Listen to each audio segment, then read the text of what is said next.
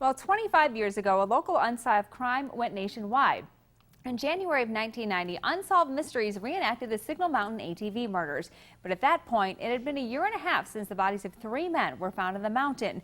Detectives worked nonstop on that case, but still hadn't made an arrest, so they hoped the national broadcast would give them some new leads.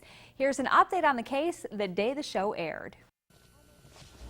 Almost 18 months later, and people still remember the search. That's 10-4. Where we were at down there about a mile back in the woods, it was real thick. The emotions. He loves us so much that wherever he's at, I know he's fighting as hard to get back to us as we're fighting to get him back. And the bloody discovery. But 18 months later, whoever killed the 3 ATV riders is still free. Detectives Larry Sneed and Roy Parham know that, and for 24 hours a day, they think about how to put this case to rest. So far, they've talked to 331 people.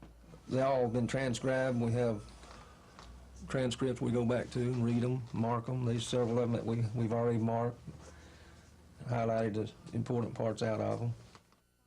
Even with their files and files of evidence, they still don't have enough to capture the criminal. Their spark of hope, though, lies in tonight's episode of Unsolved Mysteries.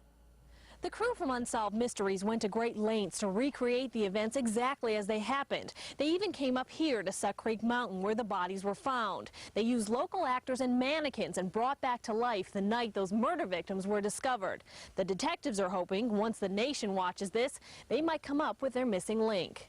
We anticipate a lot of calls, and in fact, probably 90% of them, or maybe 99%, there'll be nothing but just one little bit. Maybe what we need. We don't need much.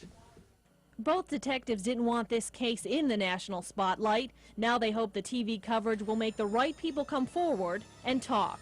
Deborah Alexander, News Center 12. Well, the show did not give investigators the breakthrough that they hoped for. It'd be another 10 years before they finally arrested Frank Castile for the shootings. He was the suspect all along. Castile has challenged his conviction several times, but he's still serving a life sentence in Clifton, Tennessee.